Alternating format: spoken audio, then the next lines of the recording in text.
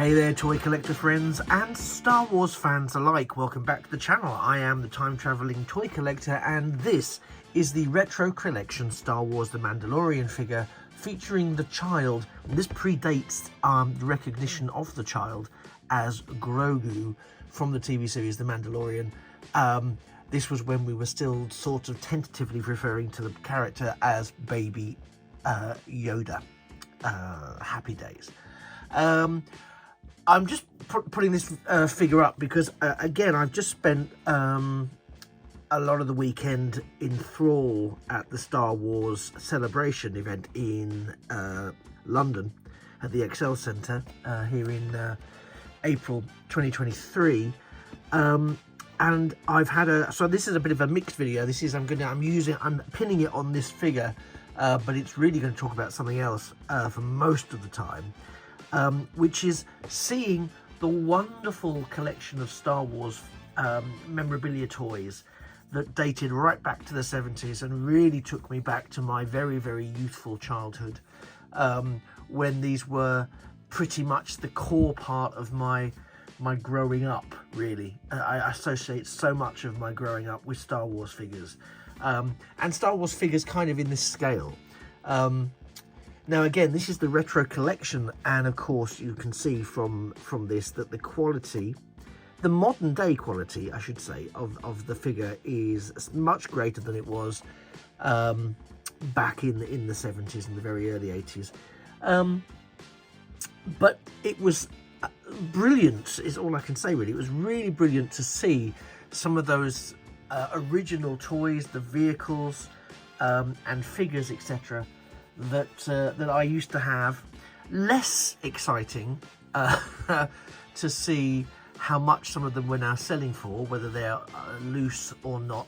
And I think I've mentioned this in a previous video before, I'm sure I have, but it fascinates me. Now, this is currently in card, and I'm going to explain why, because I always have this debate about whether or not to take things out of the box or not.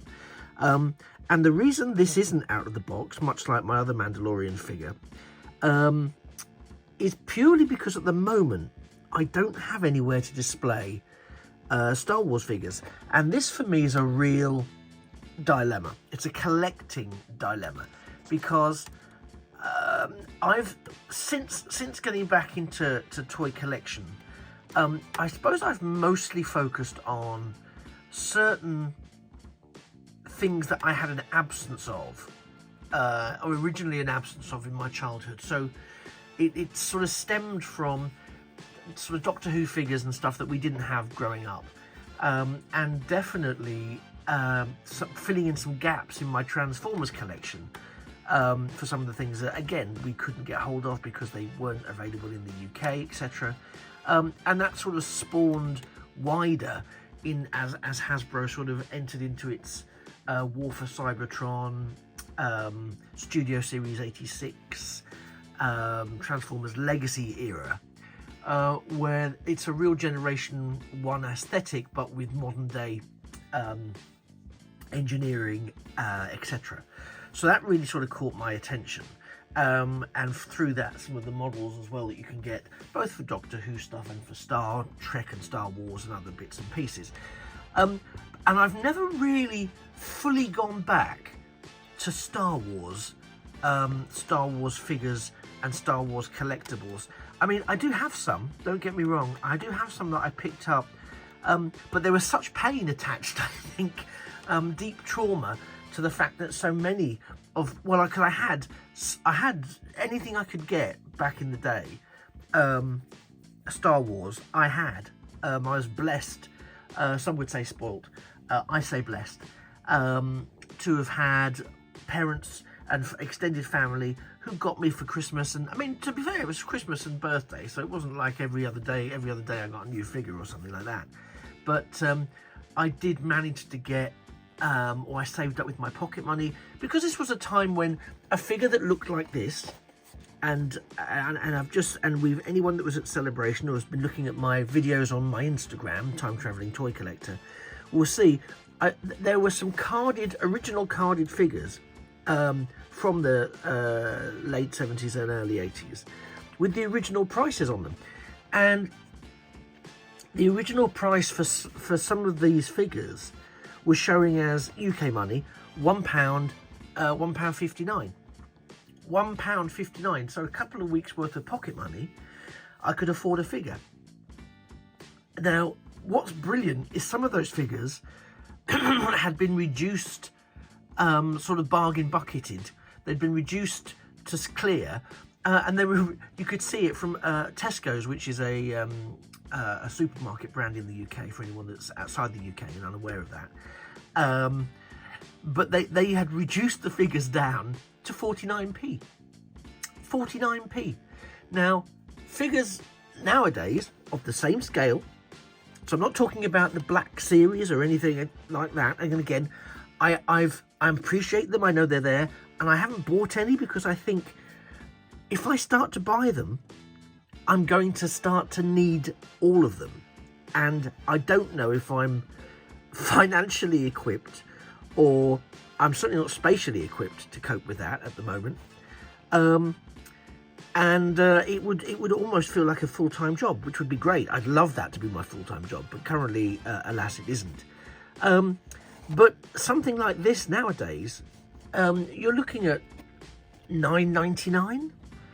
In some cases, you're looking at $12.99, and for some of the other figures, the ones that come in slightly posher boxes than this one, they're $20.99, $23, $25, $30, $40 for action figures. Now, I know they're much more articulated and they have lots of great features and they're far more realistic and they're far more everything, frankly. But my goodness, £25 upwards for a figure that it's equivalent, because again, we didn't have anything like the Black Series, etc. Growing up. Its equivalent was 49p if you got it at the right time. And anyway, why am I going on about this? I'll tell you, thank you for asking, because there were some smaller product releases around the figures in the time of its time. But looking at some of these mint on card figures that were available at the Star Wars Celebration Europe, they had the likes of Yak Face, which of course is one of the most sought after, and they had Yak Face, and this is one of the ones I've posted on my Instagram, and I might pop it into as a still at the end of this video, just so you can see that I'm not going completely mad. You can see the Yak Face figure that was £1.59, reduced to 49p. It's on card, so I do not understand who bought this figure and then didn't open it, because that to me is mind-numbing. And it's now retailing for in excess of £3,000. I'm just going to let that sink in. £3,000 for a figure that at one point in the early 80s was available to buy from a supermarket for 49p. And of course, this is the thing I think that feeds so much of the belief that if we keep things in their boxes, or we keep them mint on card, or as mint on card as you can, that we're going to see a resurgence in this, and this is suddenly our pension, etc. But I don't know that's true. I don't think that's true at all.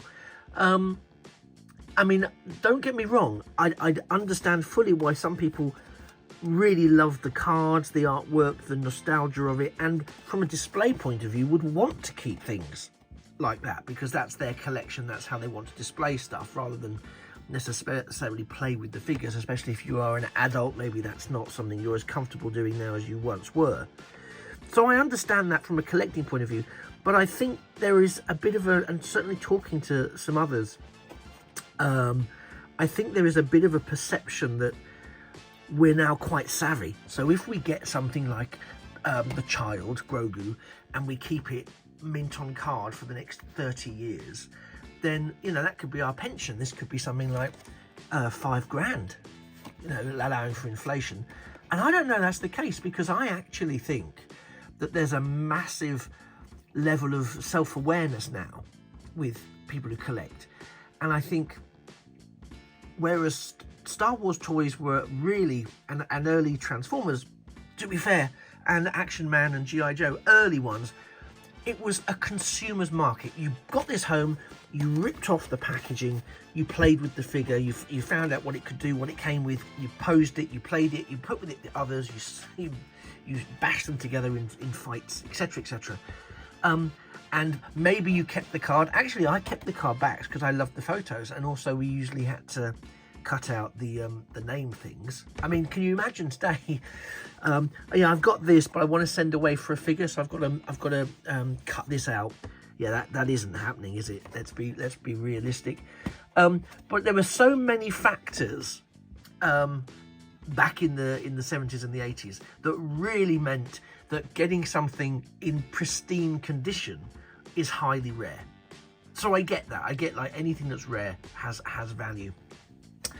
But I just think that there'll be, because of that, the potential for rarity now is significantly reduced. So maybe it's 100 years, and if these are well preserved, we might start to see a return on it.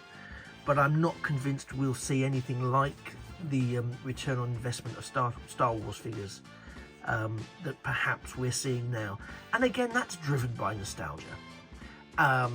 Possibly a bit of greed, but certainly driven by nostalgia, because why would you pay, and this isn't a criticism, this is a sort of thesis, why would you pay over £3,000 for something like this? Not this one particularly, but you know something like this, akin to this, over £3,000, because you want it, because you never had it, or because you had it and you lost it, or because it connects you powerfully to a time in your life, to people in your life. And you want to claim that back, you want to get that back. So I can understand if you had that kind of money knocking about and you really need to do that, then I can understand it, because you will pay for what you believe something is worth. And you know that I'm here for that. I'm the same. I will look at, if I'm doing some online scoping around to see what might become available, if there's anything like old school that I'm after, I will have to make that decision. Do I really want this? You know, if I find a Generation 1 Shockwave that I've always wanted because I never had one in my collection, and someone's offering it for £400, would I buy it for £400? Probably not, because I never had it. I would really like to have had it. I don't want it for £400. If I happen to see that it's going for £50 and maybe it hasn't got its box, then that's a different story. I might go, well, actually, yeah, that I might go for, because then I can add it to my collection. It's not in a box, so I don't have to have the whole trauma of, do I take it out of the box or not? And P.S. I would probably take it out of the box. So, you know, I think that's a personal choice, because we know what the value of these things are to us. I'm currently looking online, so if you're one of the people selling this, apologies, or not apologies, because I might be about to advertise it for you. One of the things I've answered before is that's one of my holy grails, is the Dennis Fisher late 1970s Doctor Who TARDIS, that's compatible with almost like the Action Man, the original Action Man scale figures, because there was a Doctor and a Leela figure that came out at the same time. And I've seen people selling that, actually quite a few, a bit of a resurgence over the last couple of months, but people selling that for in excess of £200.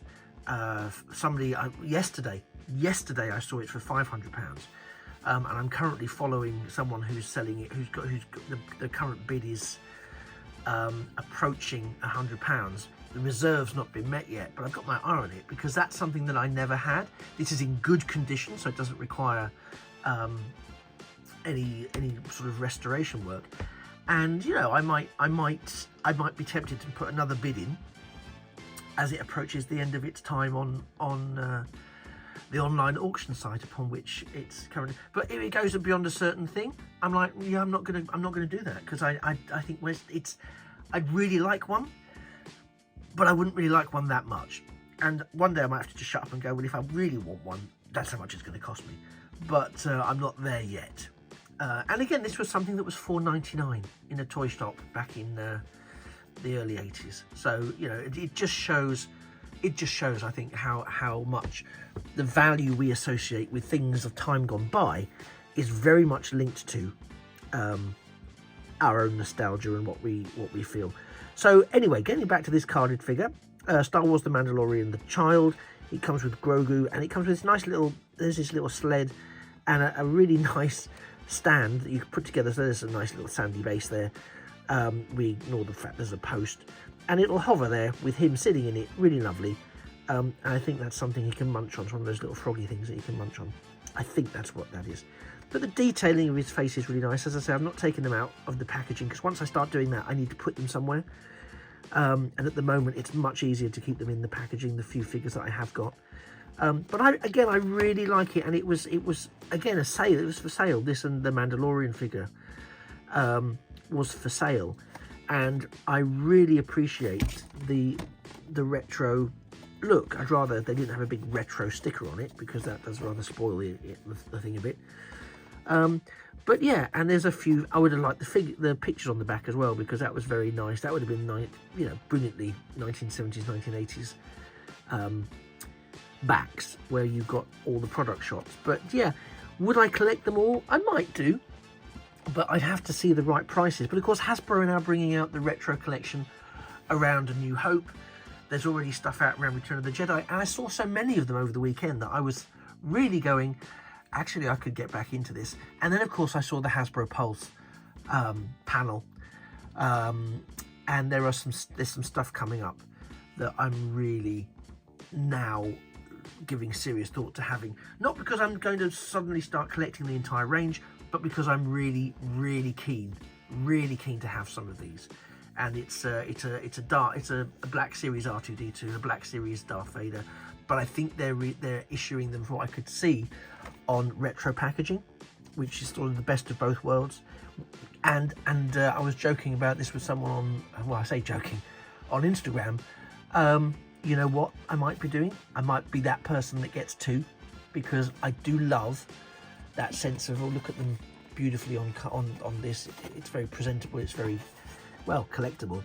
But I also want that tactile engagement, particularly with the R2. And I'm gut-wrenchingly considering getting two. One that I can open up and play with and mess about with, and one that I don't, you know. So we shall see. So there's that. There's Darth Vader. There's there's actually a Mandalorian starfighter that comes with an exclusive Mandalorian figure and Grogu, both which fit in the starfighter. Again, it's been a long time since I've had a Star Wars vehicle. That tempts me.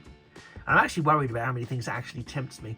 I've got some shots from the Hasbro Pulse site, because they're now getting ready to do the pre-orders. And I'll pop them in case anyone hasn't seen it. I'll pop them in at the end of the video as well, so don't be confused if you see some stuff that I haven't shown you here, because I don't have them. But I will show you the pre-visualization boxes or product shots that are available. But yeah, this was just sort of like a diversionary video, really, just because I wanted to talk about the love and the joy that was very much apparent at the Star Wars Celebration, and in particular link it to the toys of the time and the toys of the now.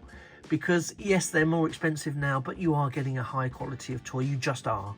And a high quality of, you know, this was, back in the day, this was the ultimate in cheap packaging. It's a bit of cardboard with some plastic on the front. Now you get some very complex boxes, some wonderful box art. They might have a fold open front like a book.